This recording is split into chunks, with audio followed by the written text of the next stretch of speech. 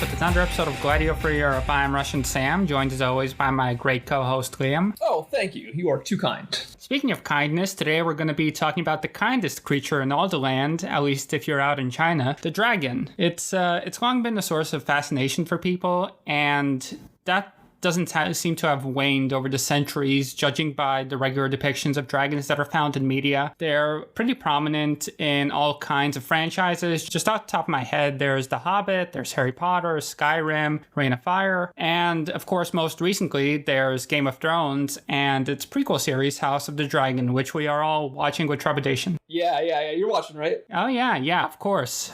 It's very exciting. I'm surprised that it's this good considering how it went off the rails in the last few seasons, but yeah, I'm impressed. Obviously, knock on wood. Yeah. And speaking of House of the Dragon, while I was doing research for this episode, I came across a really fun fact. There's a very common Chinese surname, Pang, which is written, basically the way Chinese characters work is that there's a bunch of these radicals or elements that make up each sign. And as it turns out, the signs for the surname are the signs for house and dragon, or literally House of the Dragon. Yeah, so if you haven't figured it out yet, this week in preparation for Halloween, we're bringing you an episode where we explore many different stories of dragon from all across the world.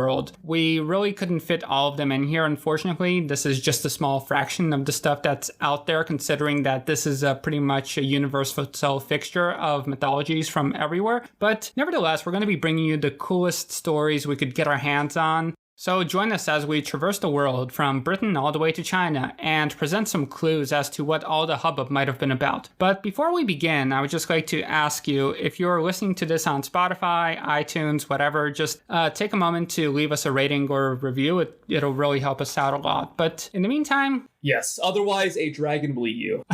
That's a little mean. I don't endorse that. Gladio for Europe is not a violent podcast. Let's begin, shall we? As I mentioned, these guys, they're found pretty much everywhere across the world, and we don't really give this much thought, but I just found it very interesting that every culture in the world pretty much has something akin to a giant serpent. The details will differ quite a bit from place to place. Some of them can fly, some are aqueous, some are fundamentally good, others are evil, others are very morally ambiguous, but we have to ask, where do dragons come from?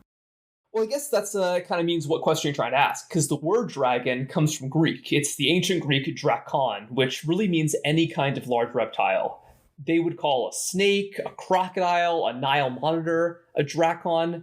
And what's interesting is that this means that if any kind of giant reptile is a dragon, then Komodo dragons are real dragons after all.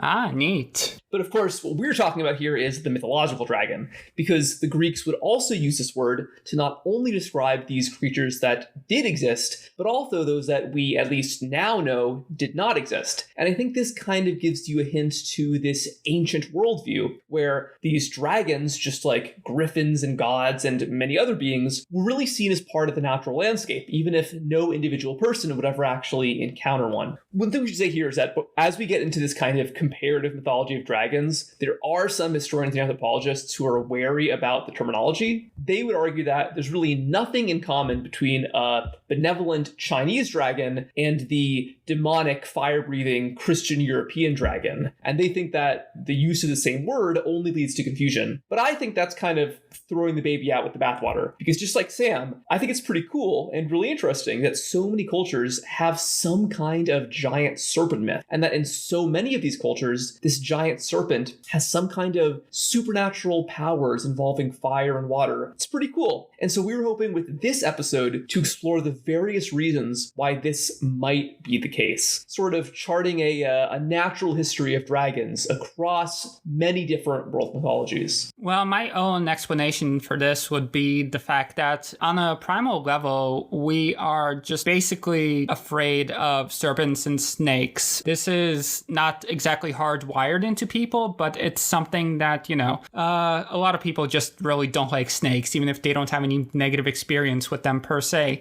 And this isn't limited to you humans either. So just to give you guys one anecdote, I keep parakeets, the little parrots that sit around and chirp all day. And when I was a kid, my dad brought me this toy wooden snake that would dangle around like a real one. And I didn't really think about it, so I just dangled it in front of the cage. And they were just viscerally terrified. And I should have thought about this better, but it makes a lot of sense because out in the wild, snakes are pretty much the biggest enemy that a bird could have. Really? And I mean, these guys were bred in captivity, right? They just have never seen anything like it, and yet they just reacted with total terror the moment it... Yeah, still it's visceral fear. Yeah. Yeah, and there's a pretty good reason for this stuff, really. There's just plenty of examples found all throughout nature of not just, snakes, but of potential prey mimicking snakes to escape being eaten. So what actually spurred this episode is that I found this really cool video that was going around on Twitter that shows a snake mimic caterpillar, which lives in the Amazon, which is one of many species around the world that evolved to resemble snakes, caterpillars specifically. I mean, it just makes a lot of sense, because this would have been sort of evolution pushed on by the fact that these creatures are trying to find a mechanism to avoid getting eaten by something substantially bigger than they are. So it seems like evolution naturally pushed them into this direction where many species all around the world just happened to have a way to make themselves appear like snakes. Yeah, so this is found all over the animal kingdom, and monkeys and primates, who are our closest relatives, are no exception. They also exhibit this behavior to a large extent. In fact, there's even something called snake detection theory, which posits that primates evolved to have a very advanced visual system so that they would notice snakes specifically, because, if you happen to not notice a snake slithering around, it just could be your last moment on Earth. I came across this very interesting study published in 2013, which lends support to this hypothesis. Liam? The present study shows preferential activity of neurons to images of snakes. Neurons responded faster and stronger to snake stimuli than to monkey faces, monkey hands, or geometric shapes. This neuroscientific evidence supports the snake detection theory, which posits that the threat of snakes strongly influenced the evolution of the primate brain. This finding may have great impact on our understanding of the evolution of primates. And this is from a paper called Pulvinar Neurons Reveal Neurobiological Evidence of Past Selection for Rapid Detection of Snakes from 2013.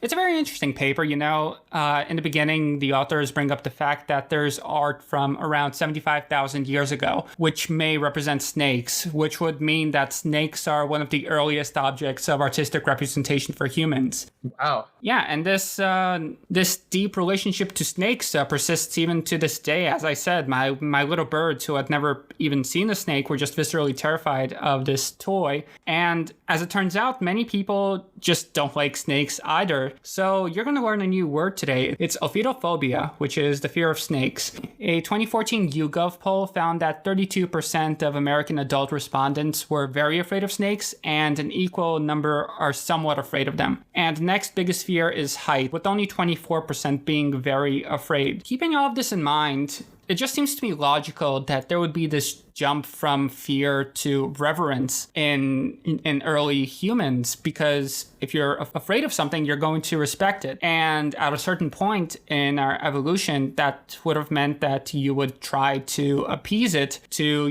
minimize your chances of incurring wrath. So when the idea of deities came around, whenever that might have been, this would have been a natural object of fear or devotion or a mix of the two. Right. And so let's look at some of these mythological creatures, these giant serpents, which instilled fear, this fear of, incurring this wrath. Like we said, for the Greeks, the drakon initially meant kind of any large reptile, but in mythology specifically meant an entire category of monsters, the most famous of which being the many-headed Hydra. So there aren't really any accounts of these Greek dragons flying or breathing fire like the typical medieval European dragons would do, but these Greek stories seem to be the primary basis of later European dragon mythology. The part of this myth that would have the most staying power, in addition to the name dragon, was the fact that these dragons were generally bad. They had a nasty habit for targeting beautiful women, and they could usually only be killed by a virtuous hero. According to Daniel Ogden, when Greek and Roman writers developed deeper connections with neighboring cultures in the Middle East and other parts of Europe, they started to see dragons everywhere in many different cultures and used the word dragon to describe them. And this might not be a total coincidence because a lot of Greek mythology can be traced all the way back to the Bronze Age Eurasian steppe to, a shared Proto-Indo-European legend of a folk hero to slew a serpent. So in Hittite mythology, for example, there's the story of the storm god Tarhunt, who slays a giant serpent called Ilyanka, whereas in Hindu mythology, the Hindu god Indra is said to have killed a multi-headed snake, just like the Hydra that was killed by Hercules. And in Norse stories, of course, you have Thor and Sigurd and Beowulf all killing these giant reptiles called worms, which Christian historians would later connect to the Greek myth of the dragon, retrospectively. But the Greeks would also encounter a totally separate tradition of serpent imagery in Egypt and the Middle East. The most widespread of these would have been the Semitic legends of serpent demons and water monsters, which survived to some extent even in modern Abrahamic religions. Right. One example of this would be the Tanin, which is sort of a chaotic, multi-headed water serpent whose appearance in the Bible would play a pretty big role in the development of Christian concepts of the dragon being evil. This word in modern Hebrew now just means crocodile, but back in the day, it was something much, much worse. There's another biblical water serpent called Lotan, who appears in Bronze Age Ugaritic texts centuries before the emergence of any recognizably Jewish religion. It's thought that this guy is probably the namesake for the Litani River up in Lebanon. And yeah, that just goes to show there's a lot of waterborne serpents going around. And that's not even keeping in mind the most famous serpent of the Bible, the serpent in the Garden of Eden, who, true, tempted Eve to eat of the tree of knowledge. Yeah, and that's important, that link there. We'll get to that. Also, back to our Daniel Ogden, who wrote this kind of general history of Greek dragon mythology. He argued that it's plausible that Middle Eastern stories about Lotan and Tanin circulated west, back across the Mediterranean sometime in antiquity, because Greek dragons often have some connections to these Semitic legends that aren't really shared with the dragon you see in Beowulf, for instance, like the association with water. The name Hydra obviously means of water, but there are other dragons in mythology that are also potentially derivative of these earlier Semitic creatures. The most famous is probably the Greek monster Katos or Cetus, which actually is a sea monster that gave us the modern scientific name for whales. So if you don't know the story of Cetus, it's that an Ethiopian queen named Cassiopeia bragged that she and her daughter Andromeda were even more beautiful than the daughters of Poseidon, which is, the classic ancient Greek mistake. You never compare yourself to the gods. But because of this, to punish Cassiopeia for her hubris, Poseidon sends Cetus, this giant water snake just like Lotan, to devour as many Ethiopian people as it could out of revenge. Cassiopeia decides that to save her kingdom, she'll sacrifice her own daughter by lashing Andromeda to a rock for the monster to eat. But then in an incredible stroke of luck, the hero Perseus happens to be passing through Africa after killing Medusa. He goes into Ethiopia, and he just happens to see Cetus about to eat this beautiful princess, Andromeda. So Perseus slays Cetus, marries Andromeda, and brings her back to Greece. Wow, that's just very lazy writing. Absolutely. Yeah, especially because they're stealing it totally from these earlier Semitic traditions. They just totally borrowed the water monster element of Lotan into this myth. And this shows potentially an example of the famous Greek syncretism, where they would encounter foreign religions and find ways to blend them with their own traditions. But what I think is really cool about dragon syncretism in particular is that it's one of the clearest examples we have of pagan mythology persisting after Christianization. Way back in our 30th episode on medieval Christmas, we talked about the ways that it can be really difficult to actually draw a through line from ancient and medieval pagan traditions to modern practices. But even if people don't really believe in dragons anymore, I think this is a really cool example of an ancient Greek belief that somehow managed to survive all the way across the Christian transition. And my guess why dragons were able to survive, even though belief in the gods and in Hades and all that did not, is that possibly due to the link with Jewish depictions, ancient and medieval Christians were able to link Greek dragons with the devil. Yeah, and there was a lot more cultural synthesis happening with the advent of Christianization, because after the fall of Rome,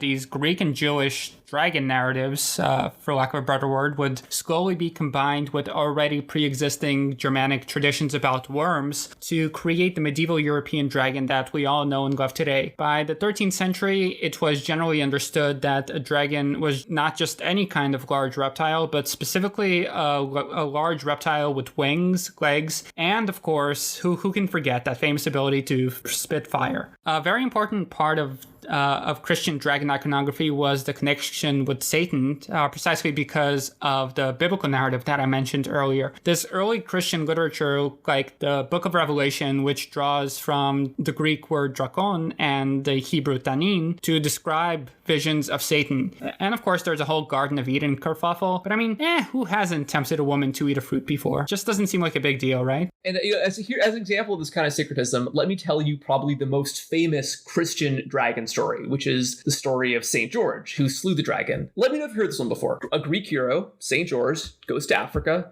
and sees that local people are being attacked by a sea monster. What? No way. As an offering, the local king gives up his daughter to be the dragon's dinner. But just in time, perfect timing, St. George comes. So this Greek hero kills the dragon, and in return, all of the people happily become Christian. And then, St. George saves the day, and in some versions, he even marries this African princess and takes her back home. And then everybody clapped. Yes. So this story probably comes from the Middle East, but it became really widespread in Europe after the Crusades. And you can totally see how it's really clearly drawing from the Perseus legend, which I think is very funny.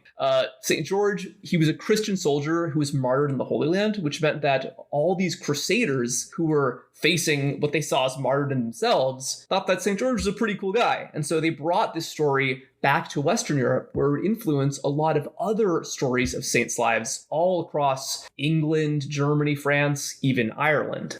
We should mention that usually the aquatic element of these dragon-slaying narratives was dropped, especially in saints' lives, but in some stories, they actually kept that. Here's an excerpt from the life of Columba, which is an Irish account of the monk who brought Christianity to Scotland sometime in the 6th century. Chapter 28, How an Aquatic Monster was Driven Off by Virtue of the Saints' Prayers. On another occasion, when the blessed man Columba was living for some days in the province of the Picts, he was obliged to cross the river Nessa, or Loch Ness, and when he reached the bank of the river, he saw some of the inhabitants burying an unfortunate man who had been seized as he was swimming, and bitten most severely by a monster that lived in the water. His wretched body was taken out with the hook by those who came to his assistance with the boat. The blessed saint, on hearing this, directed one of his companions to swim across the lake despite this danger. His companion, trusting the word of this excellent man, obeyed without the least delay, taking off all his clothes except for his tunic and leaping into the water. But the monster, so far from being satiated, was roused for more prey. It was lying at the bottom of the stream, and when it felt the water disturbed above by the man swimming, suddenly rushed out, and, giving an awful roar, darted after him with its mouth wide open as the man swam in the middle of the stream. While all others were stupefied with terror, the blessed Saint Columba raised his holy hand and formed the sign of a cross in the air. He commanded the ferocious monster, "Thou shalt go no further, nor touch this man. Go back with all speed." Then at the voice of the saint, the monster was terrified and fled more quickly than if it had been pulled back with ropes. Then the Irish companions of the saint, seeing that the monster had gone back and that their comrade returned to them safe and sound, were struck with admiration and gave glory to God in the blessed man. And even the barbarous Pictish heathens who were present were forced by the greatness of this miracle, which they themselves had seen, to magnify the God of the Christians. And if you hadn't guessed, that is the very first known story of the Loch Ness Monster. Yeah, that's the world's longest running franchise. Yeah, I also like the subtle little, good Irish guys, bad Scottish guys in there. Very funny.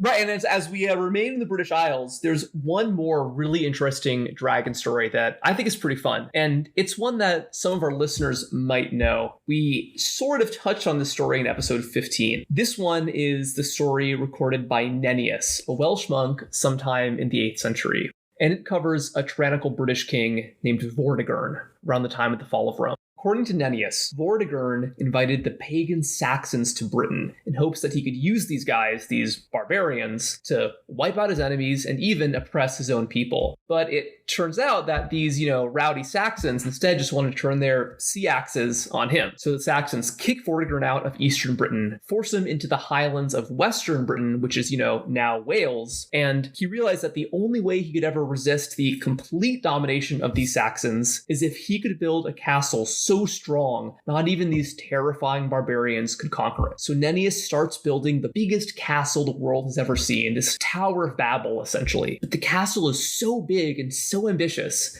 that it keeps collapsing in and itself, presumably due to its own size. Vortigern wants to know what's going on, so he consults some pagan magicians, these druids, who say that he could only build a castle strong enough if he sacrifices the life of a child, but not just any child. It has to be the child that was magically born without a father, just like Jesus Christ himself. So Vortigern's knights comb the Welsh countryside looking for any child who was born without a father. And eventually they find a kid who somehow fits this description, named Ambrosius. The knights bring Ambrosius to Vortigern's castle, which has just collapsed again, and they're about to sacrifice him when suddenly Ambrosius yells that he knows exactly what's going on. He says, "Listen, my king, spare my life and I'll show you exactly why your castle keeps collapsing." And for some reason, Vortigern agrees. And so Ambrosius tells him that your men have to dig through the rubble deep into the very foundations of the castle. They do this, and they're shocked at what they find underground. 2 dragons are locked in mortal coil, one red and one white, representing the Welsh and the Anglo-Saxons. Ambrosius says that even though the white dragon might have the upper hand right now, the red dragon will never truly be defeated. And then again, everybody clapped. And so the story ends with Vortigern even resigning as king in some versions or being killed in others and bequeathing this castle to Ambrosius, who then uses it to stop the Saxons from completely taking over Wales. And if you hadn't realized, this red dragon today is on the flag of Wales. And centuries later, Norman historians who had conquered the entire island of Britain, essentially, would change Ambrosius' name to Merlin. And they would connect this story to the then very popular and growing mythos of King Arthur.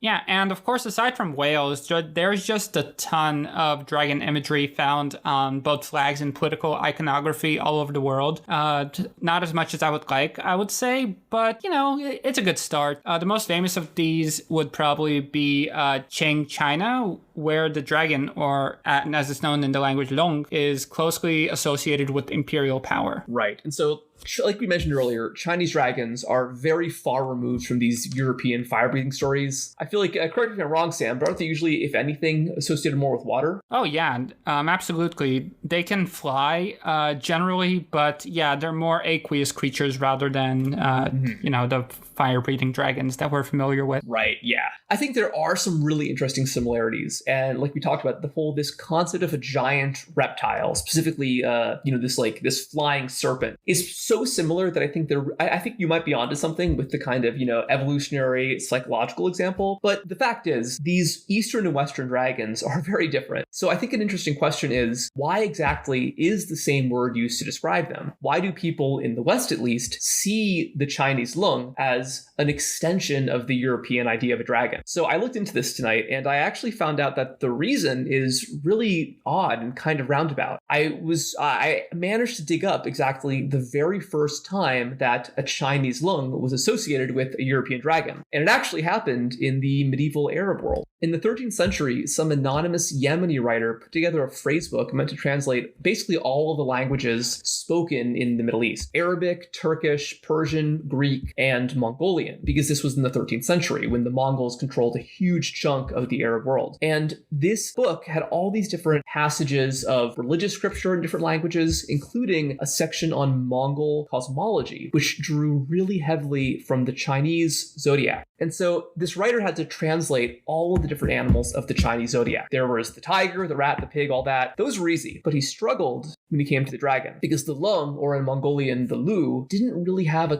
clear analog in all of these languages. I think in Turkish, he used a word for eel to describe the dragon. In Persian, he described a another kind of dragon creature. But for Greek, this unknown author used the word drakon, and for Arabic used tanin, that Semitic word. So again, yeah, this spur-of-the-moment decision by this unknown Arab translator seems to be why we associate Chinese dragons with European dragons today. I think it's kind of cool.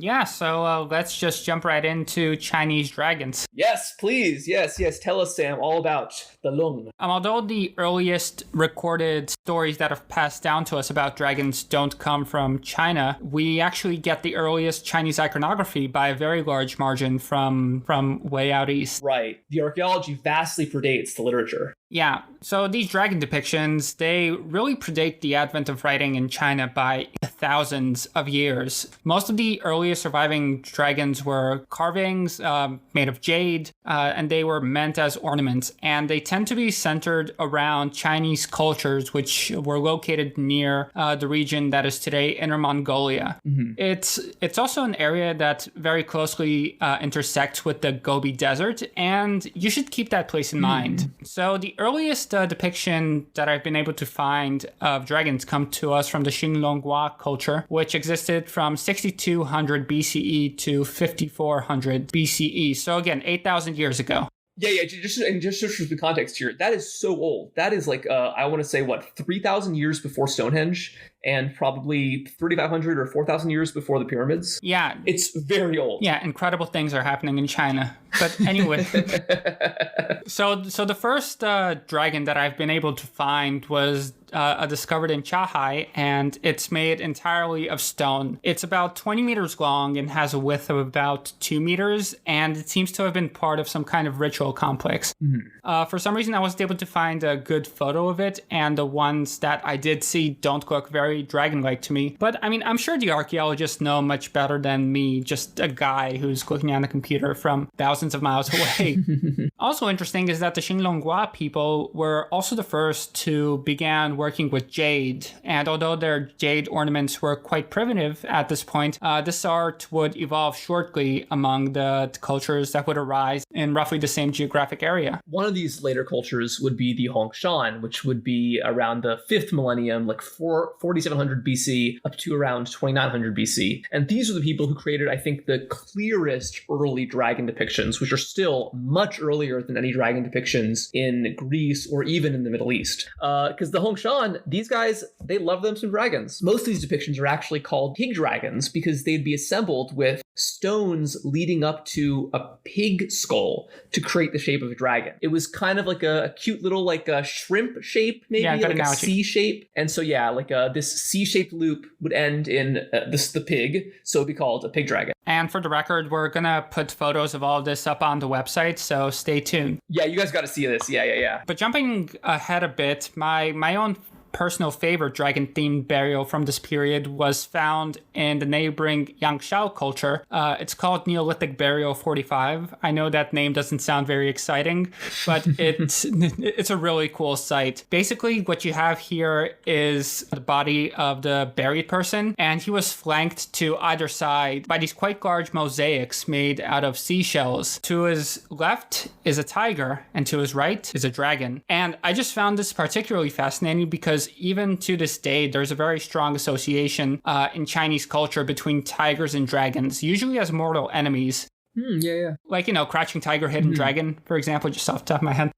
Of course, yeah. And just like the people before them, the Hongshan were very good jade workers also. And I think that they made these kind of jade versions of the pig dragons. They're really cool. These very interesting, very stylized kind of C-shaped loops that are kind of like a dragon with a big head. They kind of remind me of like the Dratini Pokemon. Oh, you know that one? Yeah. That's a great analogy. Yeah, it's very cute. Yeah, so the examples that I found were made around something like 3,500 years before the Common Era. Yeah, which again, like that one right there, that's like as old as Stonehenge. That's nutty. Yeah, and something I didn't quite expect to come across, but some people have suggested that these might in fact be stylized depictions of fetuses, which I don't know enough about what these kinds of people were doing, although I know that they were engaging in human sacrifice, so they were probably up to some pretty messed up stuff. But yeah, this just looks exactly like a fetus would look at a couple of weeks into development. Yeah, or an embryo even, a very, very early stages. Yeah, like its head is tucked up and its tail is right there up towards the head. Yeah, that is interesting, yeah. Yeah, and these Hongshan people, they also like to depict another type of dragon, which is slightly different because they aren't nearly as tightly coiled. This looks more like a C proper, but some scholars call them J-shaped because she's C-shaped already refers to these other kinds of pig dragons. The most famous example doesn't look particularly pig-like eagle because it seems to have some kind of mane-like protrusion from its neck. So it might be that this is a phoenix rather than a dragon per se, but this gets us into a future point that we're about to get into. Chinese dragons come in many different forms. There's a ton of these guys. Right. Yeah. Yeah, we should mention that none of the ones we've mentioned so far even have wings, and that most Chinese dragons actually lack wings altogether, which is a pretty big contrast from medieval European dragons. Yeah, so we've gone through the Neolithic. Let's get into the actual written records. Right, because there is a lot to get through. Dragons are always showing up in Chinese sources, going back into basically the earliest sources we have. So in the Bamboo Annals, it's claimed that Emperor Yao, one of the first emperors, was actually himself fathered by a dragon. There are also creation stories that posit that dragons are actually the progenitors of all mankind. But this actually might be a modern spin on older tales, because really, what it seems like that at the time, mostly emperors and nobility were the ones claiming descent from dragons, not the common people. Starting with the Yuan dynasty, which was founded by the Mongols, commoners were actually prohibited from making any kind of dragon-related ancestry claims, or even having any paraphernalia that could be seen as, associating yourself with dragons. The motif of being fathered by a dragon to some extent was pretty common all throughout Chinese history, and that the founder of the Han dynasty, Lu Bang, actually claimed that he was conceived when his mother dreamed of a dragon. So let's look at a passage here from Zuo Zhuan, which is one of the earliest extant Chinese histories and commentaries. And I love this one a lot. I've come across a lot of old dragon sources, but this is my favorite, and you guys are about to see why. Wei Shua question described Mo of Caiya. I have heard that there is no wiser beast than the dragon, because it cannot be captured alive. Would it be accurate to call it wise? He replied, it is not that dragons are wise, but rather that human beings have been unwise. The ancients kept dragons. Xuan of Youliu had a descendant whose name was Dongfu. Dongfu was extremely fond of dragons, and was able to seek out for them the things they liked to drink and eat. Dragons came to him in large numbers, so he tamed them and reared them, offering them to the Emperor Shun. Thus, in the generations since Emperor Shun, there was dragon keeping. Later, Kongjia of Xia was obedient to God on High, and the God on High bestowed upon him a team of 4 dragons, each a mating pair. Kongjia was not able to feed them himself, so there was a certain Liu Lei who had studied dragon taming with the dragon feeding lineage who had served Kongjia, so that Liu Lei was able to provide the dragons with the proper drink and food. When one of the female dragons died, Liu Lei pickled its flesh and fed it to the Xiao ruler. After feasting upon it, the Xiao ruler asked him to get more such food. Alarmed, Liu Lei went to Lu Shan. Wei Shub asked, why then are there no dragons nowadays? Scribe Mo replied, every kind of thing has its official, who is charged with perfecting the methods for it and keeping these in mind day and night. If one day the official fails in his duties, then death comes to him. When the official remains in his duties, the kind of thing to which his office is devoted will make itself manifest. If he abandons his duties, then the thing will hide away, becoming obstructed and unproductive. Thus, there were the 5 officials. These officials were put in power as great nobles, and were offered sacrifices as the most exalted spirits. The dragon is a water creature. Since the office of water has been abandoned, dragons are no longer taken alive. What's really funny is that that part about the dragon being pickled and secretly being fed to an emperor. I read a book as a kid about that happening, this American YA book, and I guess that whole time I didn't realize it was based on this very famous ancient story. Yeah, well, I guess this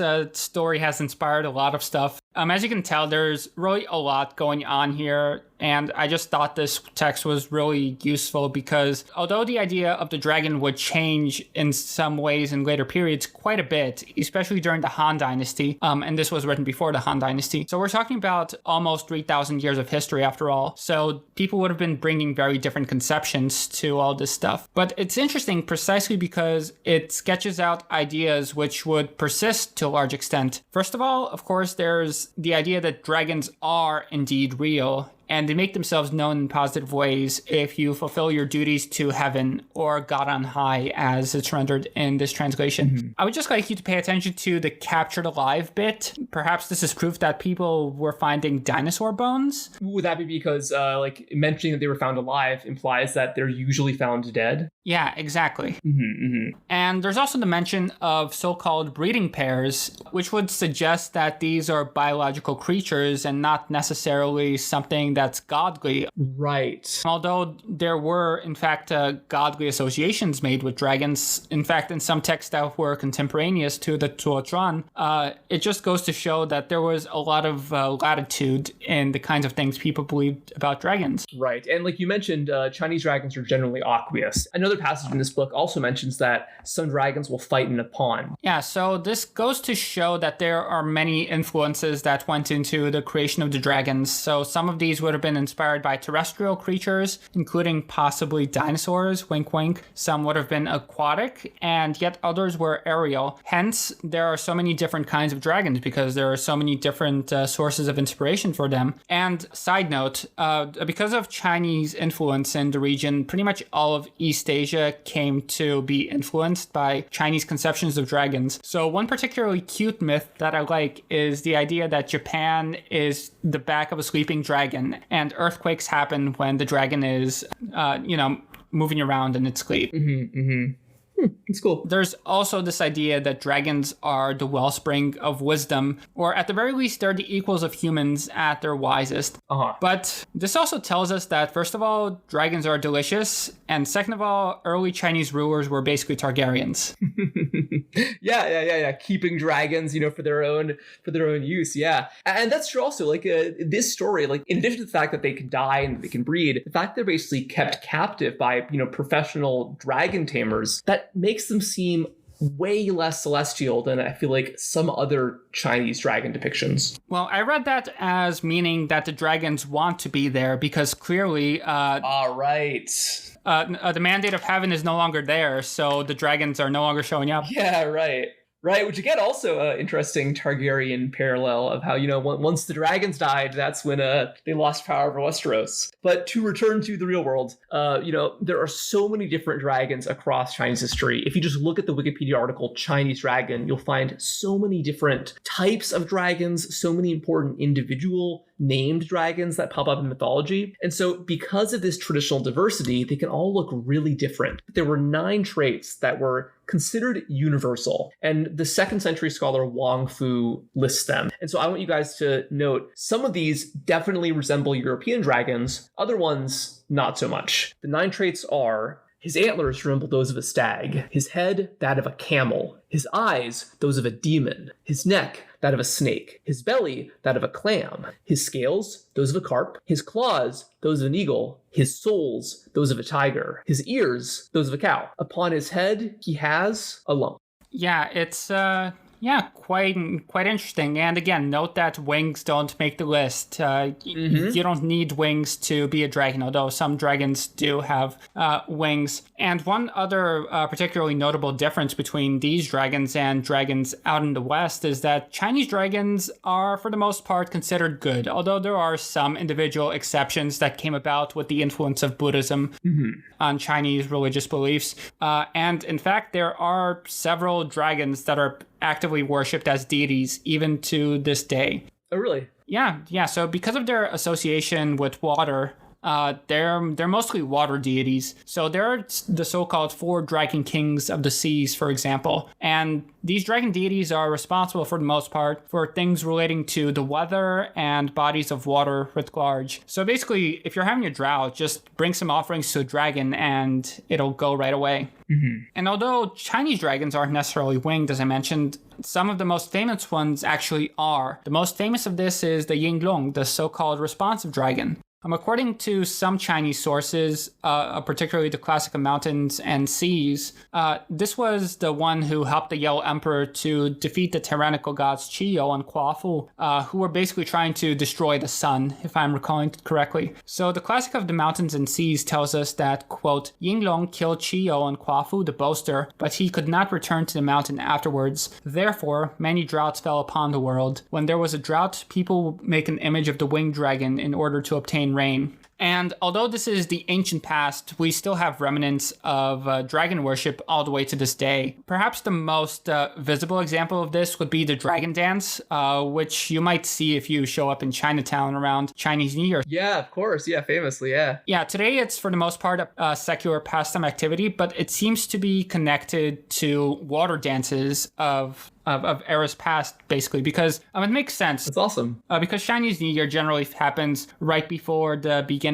of the spring. So, of course, you want good rains to ensure that the soil is rich and you'll have a good harvest. Mm-hmm. And, of course, in some places, there will be offerings made to the Dragon Kings during difficult weather conditions, as alluded to previously. And speaking of difficult weather conditions, I came across this very cute Chinese dragon myth, which I think would go well with this episode. So let's just jump right into it. Long ago, China was barren and without lakes or rivers. There was only the Eastern Sea, which was home to 4 dragons: the black, yellow, pearl, and the long dragon. They spent their days frolicking in the water, living carefree lives. One day, the pearl dragon took to the sky over the mainland and saw crying humans performing rituals in desperation, gesticulating toward the sky. The pearl dragon told the others about this. Look down on the earth. The people are suffering. Let's find out what this is all about. When they returned to have a closer look, they saw that the people were begging the Jade Emperor to send rain, as they were on the brink of starvation. When the dragons had a further look around, they saw the land was very dry, so dry that the earth was cracked, and all of the crops in the grass had turned yellow. We have to help them. They'll surely die. Let's fly to the Jade Emperor and implore him on their behalf. When they reached this place, they found that the Jade Emperor was watching some fairies dance. The Emperor, noticing the dragon's presence, got angry. What are you doing here? I didn't summon you. Go back to your sea. Emperor, the people of Earth are on the brink of starvation. They've received no rain in a very long time. Please send that rain. The Emperor, one eye still occupied by the fairies, told them that he'd send rain tomorrow, but that when the dragons flew to the land a few days later, they saw that it was still cracked and yellow. It still hadn't rained. The Jade Emperor has forgotten. He's too busy trifling with fairies to care for such things. We must take matters into our own hands. There's so much water in the sea. If we each took some in our mouths and sprayed it over the land, we could save the people. And so, the dragons went back into the sea and filled their bellies up with water. They flew over the land and sprayed water all across the sky. This became rain clouds, and a great rain descended upon the earth. The plants were rejuvenated, the people overcome with joy. But the god of the sea was angry that the dragons had taken his water without permission. So the god of the sea went to the Jade Emperor with a complaint. These dragons dare to make it rain without my permission? You need to arrest them. So the Emperor's forces massed and captured the dragons, bringing all 4 of them back to the Emperor. You have been so insolent, and you'll be punished. The Emperor ordered the mountain god to create 4 mountains, and under each one,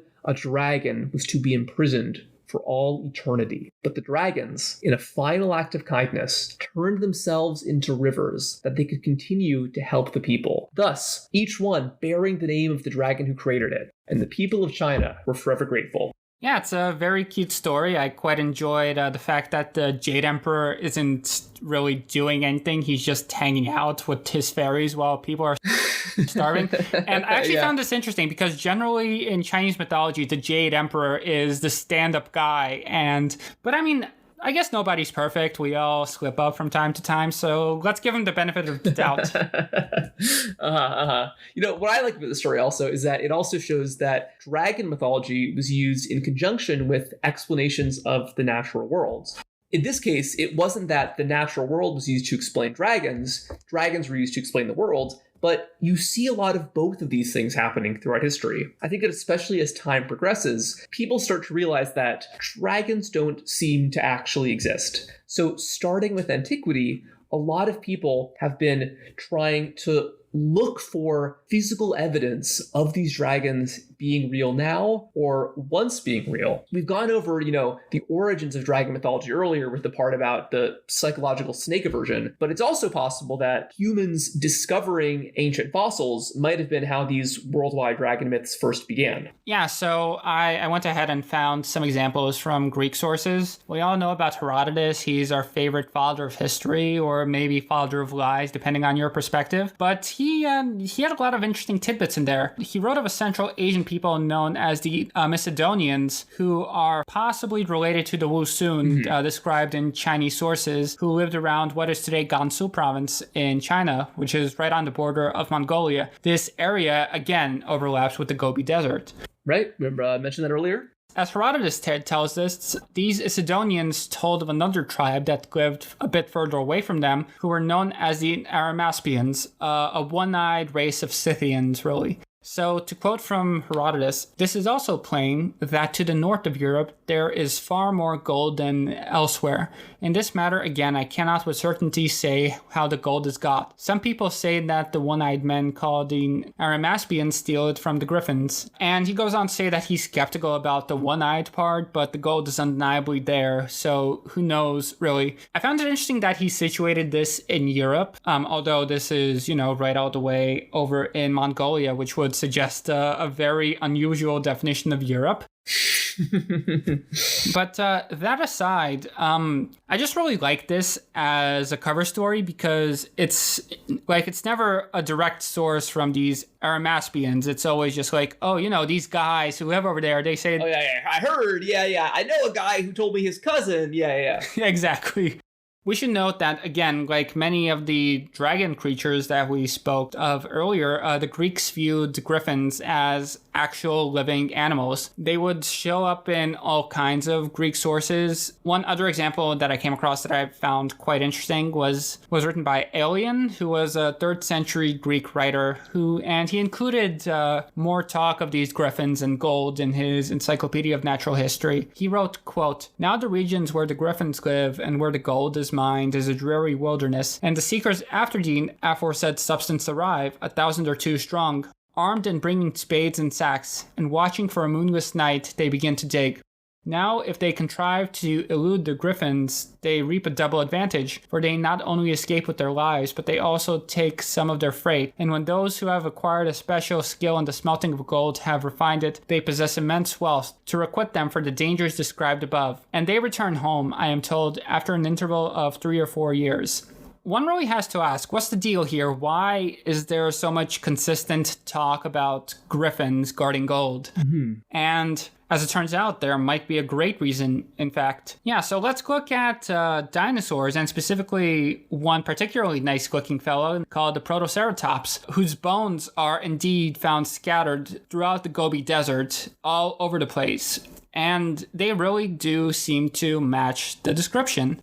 If you look at the way griffins are generally depicted in both Greek and Persian iconography, they're in fact originally Iranic creatures rather than Greek ones, but the Greeks, as we saw, they had a knack for adopting creatures from other people's stories into their own mythology. As they tell it, this is a beaked quadruped that has protrusions above its face. It has a tail, it has claws. It doesn't really have wings, but the way that fossils can be compacted, it's very possible that crushed skeletons could appear to have wings. And again, the Gobi Desert is just scattered with these bones. When Western archaeologists first showed up there in the 1920s, I believe, they just couldn't believe how many of them there were over there. Some were collected, some were taken back to Europe. Other specimens remained in China, where many of them would be destroyed during the war with Japan, of course. But now a whole lot of excavation going on because the Chinese happen to be very interested in archaeology and their own history, and they happen to have the resources to throw into that. Yeah, again, incredible things happening in China. Yeah. Discovering real-life griffins all over the place. This story reminds me a lot of a kind of example of modern folklore, which is the idea that a lot of people have that Cyclopes, the Cyclops, is based on ancient Greeks finding the skulls of mammoths or other elephants. Because if you look at a mammoth skull, it sort of has one big hole in the middle for its trunk, which kind of looks like a giant eye. And the rest of it is vaguely shaped like a human skull. The thing is, though, this is totally plausible, but there's really no evidence of this at all. This is just a modern assumption brought backwards. I think these examples are a little bit of different, though, because basically we do have concrete evidence of ancient Greek and Romans interacting with other fossils, which I guess you could say means that maybe they could have found mammoth fossils. It's just that we don't have evidence of that particular fossil being discovered. Yeah, so in the course of researching for this episode, I came across a really interesting book by Professor Adrienne Mayer, who wrote The First Fossil Hunters, and she writes, quote, Romans recognized stony shells and fish bones found far inland as evidence for vast past seas, and they interpreted enormous bones in the earth as the remains of long-extinct giants and monsters. The same ancient sources tell us that such bones were collected and displayed in public and sacred places. Fossilized bones millions of years old that weathered out of the ground in antiquity would have been extremely fragile, especially when further exposed to the elements and human handling. Which is to show why we don't have a lot of ancient fossil collections around, even though they were clearly finding this stuff. A very interesting example I found of fossil collecting of some kind going on would have to be the fact that the Emperor Augustus, he set up a Wunderkammer of sorts in his villa in Capri, where visitors were free to see the many curiosities that he had gathered in this place, including the bones of so-called ancient monsters and the weapons of ancient heroes. Unfortunately, that collection doesn't exist today for the reasons that Professor Mayer described above, but we do have a lot of evidence for Greeks, Romans, and even Egyptians cherishing fossilized remains. Meyer goes on in her book that in 1998, I learned that a shoulder blade longer than my arm had been excavated from a 9th century BC site in the Agora of Athens. My first thought was that the early Athenians had discovered a fossil mastodon scapula in the bone beds around nearby Pikermi, but the Agora archaeologists believe that it in fact actually came from a contemporary whale, whose mammalian scapula resembles that of a giant human. A square hole was cut into one end, which might have allowed the big bone to be suspended for display. Whether modern whale or ancient fossil, this intriguing find means that sometime in the 9th century BC, when interest in relics of larger-than-life mythological heroes like Pelops was first stirring, someone expended considerable toil to lug a colossal shoulder blade all the way back to Athens. And I think that the earliest extant depiction of a recovered fossil like this is probably this really fun artifact that you dug up, Sam, or you found, which is the Monster of Troy vase from 6th century BC. Yeah, this is the Ketis that we mentioned earlier in the episode. Right. Yes.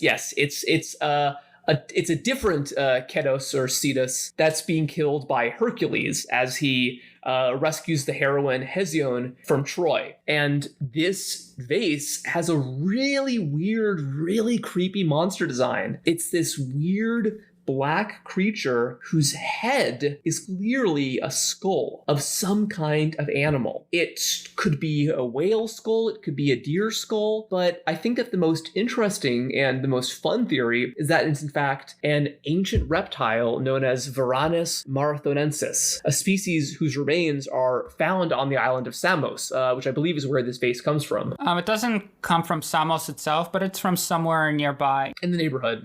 Yeah. Which is very, very fun. And again, we will make this is such a crazy design. We will make sure to absolutely include this one in the show notes.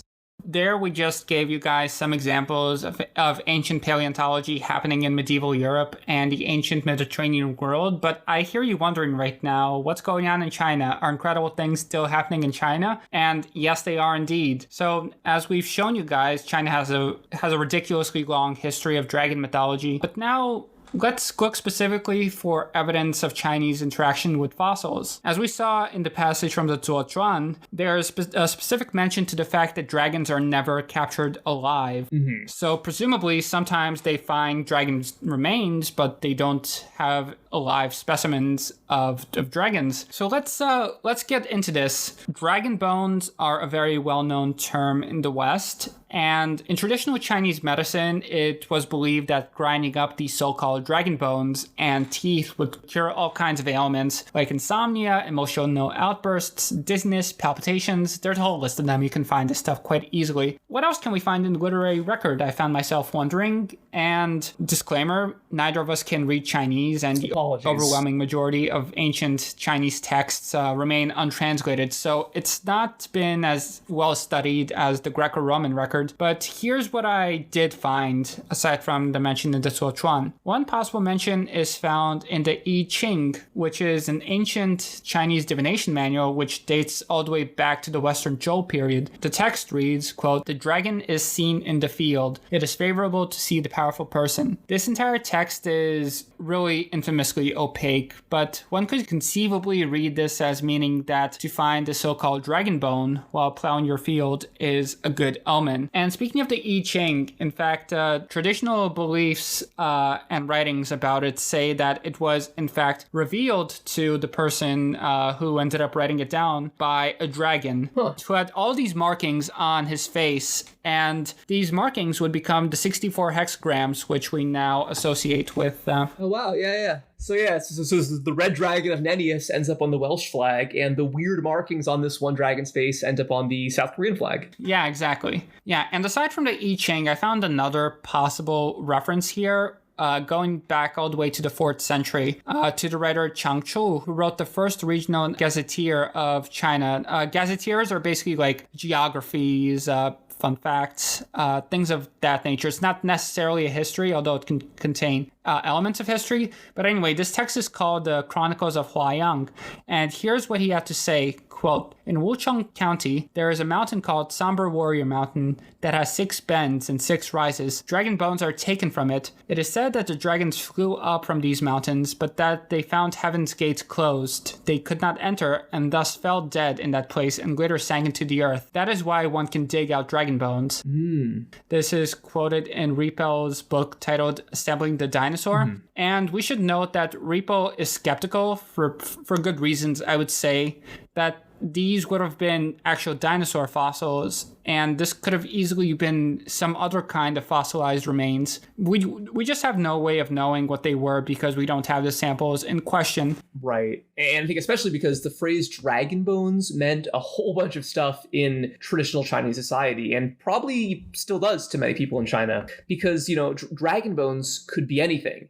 Some of them could be actual fossilized remains, but others could be the famous Shang era oracle bones that were believed to have a connection to the dragons, because the Shang dynasty era oracles would take tortoise shells, which were very expensive, or perhaps cheaper ox scapulas, engrave them with a question, and then heat them until a crack appeared on the bone or the shell. These bones would then be retrieved, and based on the ways that they cracked, a message could be divined. And so for a really long time, these kinds of cracked tortoise shells or ox bones were sold to dealers, often with the inscriptions sanded off of them so they could seem more draconic. But as the story goes, their true nature would be discovered in 1899 after some of these oracle bones came to the hands of Wang Yirong, who was at that time the chancellor of the Imperial Academy. He was an avid collector of ancient Chinese bronzes, and so he had experience with reading very old Chinese script. And one day he came down with a bit of a cold, and he was told by a physician that he should consume dragon bones. But before they were ground up,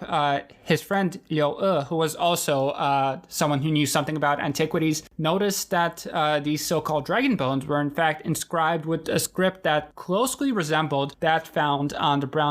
So Wang and Liu finally recognized that this is what these were, and per the story, they were the first people to see that this is ancient Chinese script. For some reason, these bones are inscribed with a very archaic style of Chinese writing. So Wang he began to collect and catalog these oracle bones. He tried to buy as many of them as he could, and he did get a bit of a collection going. But unfortunately, Wang was involved with the Boxer Rebellion, and when it failed, he chose to take his own life in 1900. So man. That's awful. Yeah, but fortunately for us, this collection would be passed on to other scholars who expanded his fledgling work. And thanks to the foundation that Huang laid, the study of oracle bones became an academic field in its own right. And we've just gained a lot of insights into very early Chinese life and the history of the Shangjian dynasty in particular from these artifacts, which previously had been ground up to be eaten as medicine for God knows how long. As for actual fossil dragon bones, they were unearthed by peasants in remote locations where there was a rich fossil settlement. But for the most part, these weren't dinosaurs. The peasants, they would unearth their wares and sell them on to merchants for a pretty good wage compared to regular farming. And it seems that the peasants who would unearth these fossils weren't exactly blind to what they were seeing. They realized that all is not what it seems. When Austrian paleontologist Otto Zdansky was able to find one of these dragon bone extraction sites in the early 1920s in a remote part of Shanxi province. Here's what he discovered.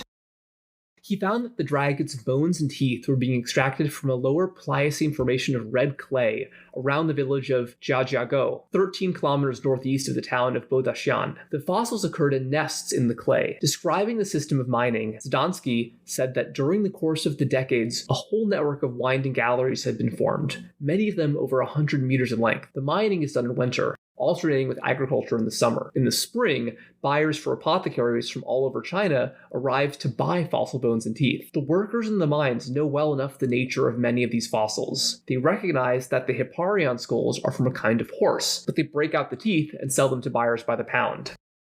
Yeah, so this is from Oakley's book, Decorative and Symbolic Uses of Vertebrate Fossils. The Hipparion is a type of ancient horse that lived somewhere between 23 million years ago and 1 million years ago. And for the most part, these people were finding ancient mammal remains and they were recognizing them as such, but they nevertheless sold them on as dragon bones because, I mean, hey, it's a living. It's funny. Yeah, and fun fact, horses weren't the only kinds of animals that they would find out there. So fossilized antlers were also regularly found on the market because they were thought to belong to dragons. Yeah, one of the 9 traits. Yeah. Did they find any, fossilized lumps? I'm very intrigued by the lump on the dragon's head. What's that about? It's just like a protrusion. It's like it's a little pointy thing. Like, it's not exactly a horn, but it's like it's because they've been working out at the gym. They have big brains. Oh, okay, makes sense. Yeah. You know, if I was one of those guys, I would have just found like a vaguely oblong-shaped rock and said, "Oh yeah, here, it's a dragon lump. Take it." Well, we're kind of getting to the end of this episode, but I think we should mention that sometimes actual dinosaur bones were found from time to time. And you found one, Russian Sam, which I think might be some of the clearest potential linkage with dragons. Just because it looks more like a European dragon. Maybe I'm, showing my bias here, but it's a really cool looking fossil. And if I was, a medieval Chinese miner and I found one of these, I would have been freaked out. Yeah, so today these guys are called Mei Long, which literally means sleepy dragon. This was a duck-sized dinosaur that would have lived sometime in the Cretaceous period. And the name comes from the fact that these guys were often found curled up as if they're napping. Aww. And it seems very possible to me that at some point one of these little guys would have been uncovered in somewhere in China and interpreted as a baby dragon who died tragically before his prime. And we were absolutely putting this one in the show notes because it looks just like a baby dragon from Game of Thrones. It's kind of nutty. Yeah, it's just adorable. I wish I had one. But yeah, there we have it. There are some examples of the fossil record being connected to dragons in a direct way. But it's really important that these fossils were evidence for existing myths for the most part. We don't really have a record of people thinking dragons must exist because they saw dinosaur bones. They clearly already believed that the dragons existed, and because of this worldview, when they encountered these fossils, they would have believed that they would have had to be dragons. And of course, fossils aren't ubiquitous, really. Not every place is like the Gobi Desert. In most places, you're not going to find them because of climatic conditions or this, that, or the other. So it's very likely that these stories would have traveled from pretty far away places where people who already believed in dragons would take rumors of so-called dragon bones as evidence for these creatures' existence, as we saw with the griffin. Right, especially, when global trade was less developed in the Middle Ages. And so it's easier to imagine that, such crazy things could be happening in faraway places if you weren't able to easily visit yourself. I think that an example of this is how in the Middle Ages, there were these things called bestiaries, which some of you guys might be familiar with, which were these really kind of strange books of animals that just had like a paragraph for every animal you could think of. But really, each paragraph would describe the real or imagined behavior of an animal, but would really be some kind of weird smuggled Christian message. Like the famous one is how they talk about pelicans and how the pelican supposedly pierced its own heart to nurse its young with its blood. This is total bullshit, but it was seen as a Christly metaphor, so they put it in. Generally though, even though a lot of these stories weren't true, they were believed in because people read about them, they'd heard stories about them. It's not super hard to imagine that, a pelican could pierce its own heart. And accordingly, it's not too hard to imagine that maybe not here in England, but out in, Cathay, maybe there could be dragons. dragons. Or maybe you've never seen a salamander that can resist fire, but maybe some other salamanders are fireproof. But as the Middle Ages gave way to the early modern period, you started seeing these, the famous Renaissance humanists start to interrogate some of these stories for the first time. They especially became interested in the very fanciful sounding stories. Did the fireproof salamander really exist? If so, where was it? For this particular example, Marco Polo he saw Turkic peoples on the steppe digging up asbestos to fireproof their yurts. And when he saw this, he said, oh, okay, maybe the salamander isn't real, but somehow that substance in the ground, that's really the real salamander all along. Yes, and speaking of Marco Polo, I believe at some point he mentions that he saw a dragon flying past him somewhere on his journey. Really? I know that. Yeah, I think so. I guess he was reasonable enough to see that maybe asbestos is the real anti-fireproof thing and not like salamander serum or whatever.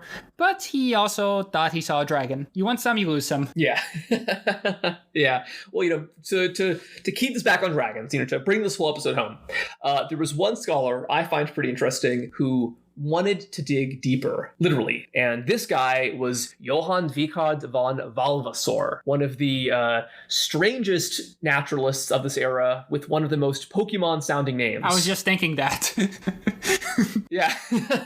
He was a 17th century German from Slovenia at a time when there was a German aristocracy over a Slavic-speaking majority population. And Valvassor was a classic dreamer, a real romantic who really wanted to believe in dragons. But this was, the 17th century, which was long after most respectable scholars had acknowledged dragons probably don't really exist. Because he was such a romantic, Valvassor left his comfortable aristocratic life to be a mercenary in the Habsburg-Ottoman Wars. And he fought these wars on both fronts, both in the east in the Balkans, where he was from, as well as in the west with the Spanish Habsburgs, in the Mediterranean and even actually in North Africa. I think he spent like 15 years as a mercenary, and he made a lot of money. He was pretty good at it. But the whole time, he really just wanted to collect stories, collect knowledge. He interviewed people wherever he spoke, and every dime he made, he used it to build the largest collection of books in the Balkans. A library so big that many local bishops would go just to, read things there.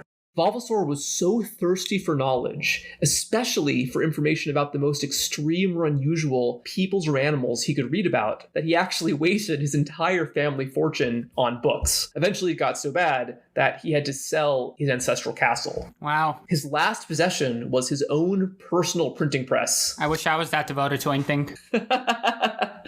Well, so it ends basically kind of on a bittersweet note where he's impoverished, but he still has his own personal printing press, which was probably pretty crazy at the time. And he used it to produce one pretty well-known book.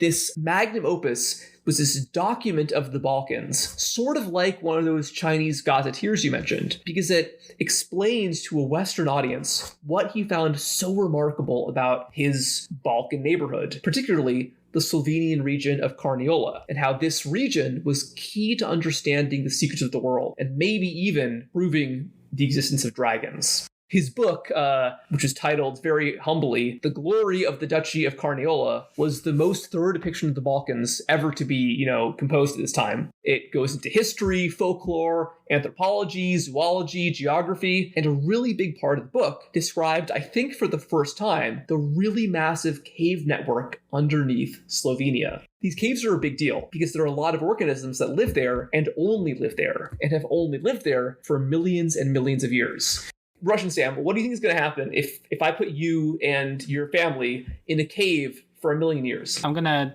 die long before that term expires, so I'm probably going to be a skeleton by that time. Okay, well, let's say you got food. Let's say you and like 10 of your closest friends are in a cave. You have food. You're gonna survive. What's gonna happen to you after 1,000,000 years? Well, presumably we'd adapt to the conditions because, if we have an unlimited food supply, then presumably someone's feeding us, so we don't really have an impetus to evolve now, do we? All right, but you know what I'm saying, man. Play along. You know what I'm saying. Well, Like, in the worst case scenario, we'd probably evolve. We would find a way to adapt our organisms to no longer need sunlight. We're probably going to go blind, because why waste that energy on eyes when we can, just grasp around and do echolocation or whatever. Right, exactly. Yeah, that's it. Blindness and paleness. And that is exactly the two most famous traits of the olm, or the blind salamander, which is this really bizarre amphibian. It's this tiny amphibian with a really long serpent-like body, and also a very long serpent-like head, and legs so small they're basically vestigial, and eyes that have completely disappeared. Entire generations of olms will live and die without ever seeing the sun, but once every few decades, a rain so heavy will flood the Slovenian caves with water, and pump out a handful of olms to the surface. Vavasor learned about this because he saw that local peasants would talk about what they called the human fish, because it's this weird little guy, this weird creature with kind of like, pale, human-like, fleshy skin. When Vavasor saw one of these, he thought it was something much grander. He saw the tiny limbs, the snake-like body, the long head. He was convinced these olms were baby dragons. I mean, good for him, I guess, for having such a sense of wonder at the world. Right. Well, that's it. Yeah. And so he published in his book that he believed that if these tiny dragons were coming up dead after a long rain, that there must be fully grown dragons in the caves beneath. Sadly, or maybe not sadly, he would die without ever fully exploring the caves. So he probably died believing dragons were real. And I guess this kind of shows that, if you really want to believe and you look hard enough, you might be able to find some proof. And I think that wraps up our episode. Yeah, this is a very fun one. Thank you so much, Russian Sam, for putting this all together. You really came in clutch here. This is great. Well, I really couldn't have done this without you. Oh, come on. You're too kind. Oh, actually, you know what? That reminds me. Leading on to the rest, to a future episode, there's one last thing about Vavasor that I want to mention, which was that during his travels across the Balkans, he also happened to record a very spooky story. A story about a man who died and returned from the dead, which historians now think might be the very first individual story of a vampire. And that thanks to the circulation of Vavasor's work of Balkan mythology and folklore, stories of vampires would seep into Western Europe and terrify everyday people in Germany and France and even the American colonies for generations. Yeah, so some of you guys who've been listening for a while may remember that we talked about the origins of vampires in last year's Halloween special, episode 22 about Nosferatu. And with Halloween just around the corner, we're about to do our second Halloween episode. Think of this as an appetizer, and where we're going to be looking at another classic German horror movie and the ancient legends that inspire it. So stay tuned. See you guys soon. I hope you enjoyed this one, and I can assure you you're going to enjoy the next one as well. All right. Have a great one. Bye-bye.